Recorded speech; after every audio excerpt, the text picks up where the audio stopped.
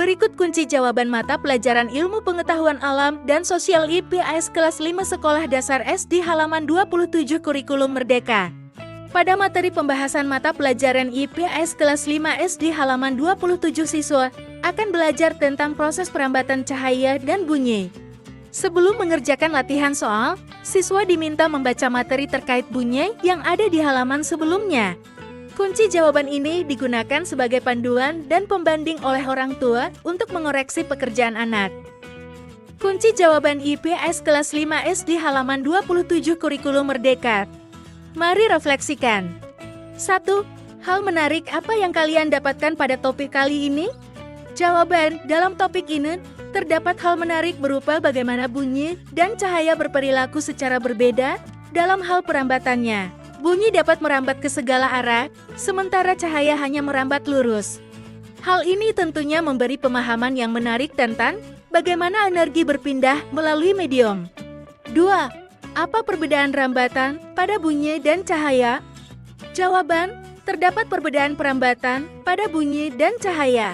Cahaya merambat lurus dalam garis lurus, sementara bunyi merambat ke segala arah dari sumbernya. Hal ini mengarah pada perbedaan dalam bagaimana kita mendengar dan melihat objek di sekitar kita. 3. Mengapa kita tidak selalu mendengar gema atau gaung walaupun ada benda padat seperti tembok di sekitar kita? Jawaban, kita tidak selalu mendengar gema atau gaung karena bunyi dapat diserap oleh benda-benda di sekitarnya. Ketika bunyi memantul dari suatu benda padat seperti tembok, benda-benda lain seperti tas, kain, tirai, dan sebagainya dapat menyerap sebagian besar energi bunyi tersebut, sehingga mengurangi atau menghilangkan kemungkinan terjadinya gema atau gaung. 4. Apa yang mempengaruhi jenis-jenis bunyi? Jawaban, dipengaruhi oleh tinggi rendahnya nada frekuensi serta intensitas atau gaya yang diberikan pada bunyi tersebut. Frekuensi bunyi menentukan tinggi rendahnya nada, sedangkan amplitudo atau gaya yang diberikan pada sumber bunyi mempengaruhi intensitasnya. 5. Bagaimana kita bisa mengubah nada dan intensitas dari bunyi?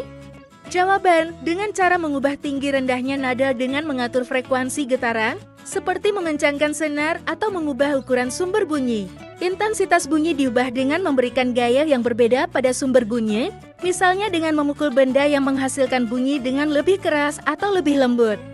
Disclaimer.